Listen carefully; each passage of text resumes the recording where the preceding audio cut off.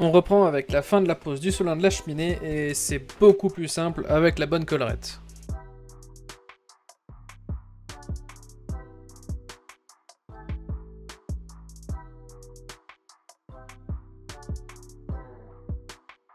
On notera que le morceau de bande bitumineuse couleur tuile, c'est pas ouf. Mais le chien a déchiqueté la bande d'étanchéité fournie avec, et j'en ai pas trouvé d'argenté en magasin pour le moment. J'enchaîne ensuite avec la pose du solin contre le mur. Je laisse volontairement de la marge au bout car il y aura l'isolation par l'extérieur sur cette façade, et je sais pas exactement où ça va tomber, donc je préfère être plus prudent que pas assez.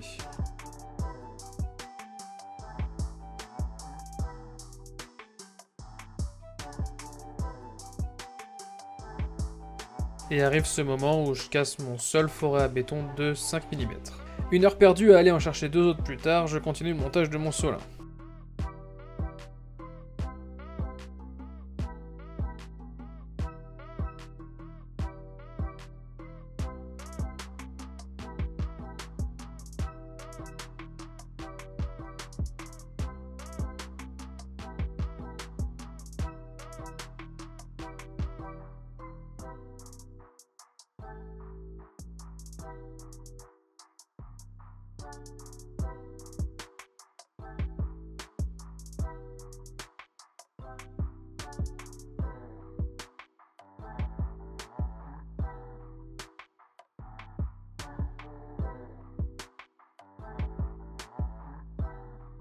Et il faut ensuite attaquer à le former.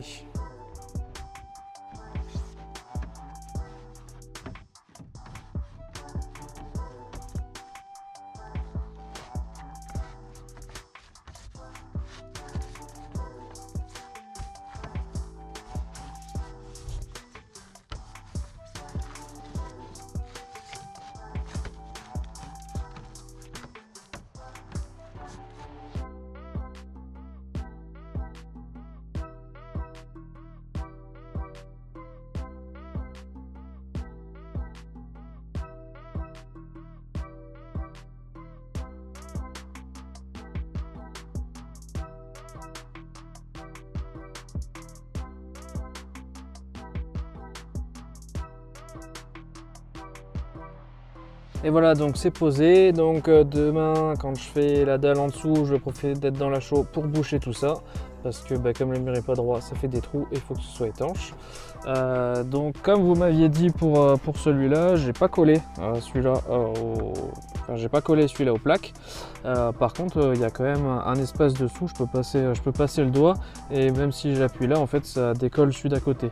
Donc voilà, si je peux avoir aussi votre avis sur le fait de ne pas coller celui-là, sachant qu'effectivement après il y aura normalement les tuiles canal qui vont venir par-dessus et qui vont être collées normalement au mortier de chaux, donc c'est vrai que logiquement il n'y en aurait pas spécialement besoin. Mais bon, en attendant peut-être, parce que les tuiles on va pas les mettre tout de suite, je vais les mettre quand j'aurai tout fini et que j'aurai vraiment le temps de faire ça. Et donc pour coller ici, il y aurait la solution soit de mettre du joint en dessous du plomb ou sinon de mettre ce type de bande en bitume tout du long ici comme ça. Alors je sais pas vraiment si c'est nécessaire, mais j'ai pas trop envie qu'il y ait de fuite en attendant de pouvoir mettre les tuiles. Et maintenant du coup je vais m'attaquer à découper tout le bord du toit ici.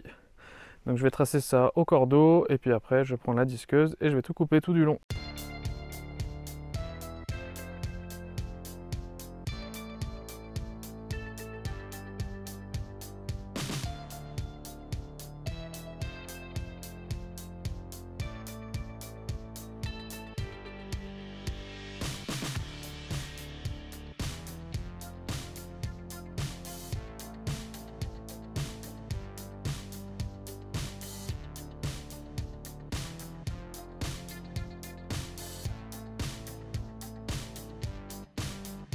Sans aucune transition, je commence à creuser pour mettre les cailloux qui feront le hérisson de la deuxième dalle du local technique.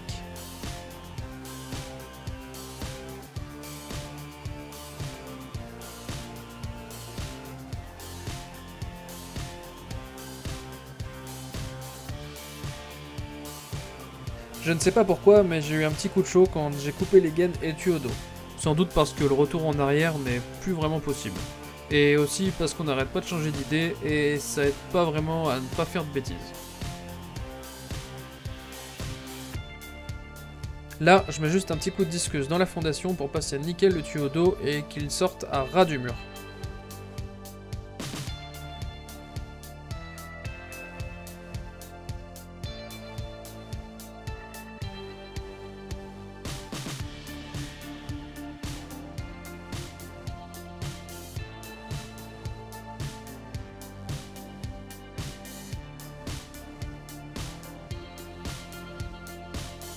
Et une remarque de Kéo plus tard, toujours mon géotextile pour éviter que la chaux descende dans le gravier. Et j'attaque la dalle, toujours chaud pouzzolane. Ce coup-ci, j'ai pas mis de réglette. Je me sers du laser pour la faire de niveau.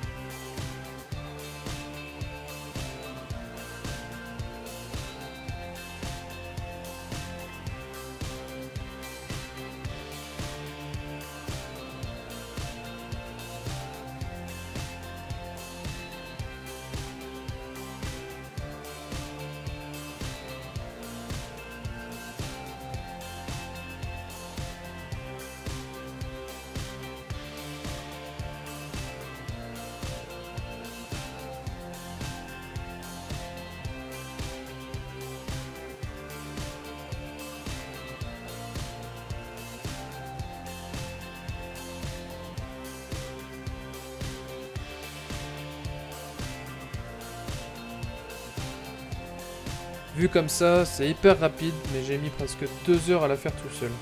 Il y a environ 4 mètres carrés sur 15-16 cm d'épaisseur. Ce qui est pas évident, c'est que la chaux, je la mouille vraiment pas beaucoup, et en plus on met beaucoup moins d'agrégats qu'avec du ciment standard. Donc du coup ça fait des petites bétonnières pour un demi-sac de chaux, et ça prend quand même beaucoup de temps à malaxer pour que ce soit vraiment homogène. Bon, et ben voilà, le lendemain, elle est finie cette dalle. Donc j'ai bien pris en compte tous vos conseils et c'est quand même vraiment mieux que l'autre. Niveau finition, il n'y a rien à voir. C'est assez lisse, bon, il y a quelques endroits où ça fait un petit peu granulé, mais c'est beaucoup plus lisse en règle générale. Malheureusement, hier soir, j'ai fini un petit peu tard la dalle là, parce que je voulais vraiment prendre mon temps pour la faire correctement, et j'ai pas eu le temps de faire de la chaux pour boucher au-dessus des réglettes du Solin sur le toit. J'ai pas le temps de le faire aujourd'hui parce qu'il faut que je finisse la vidéo pour pouvoir la mettre en ligne.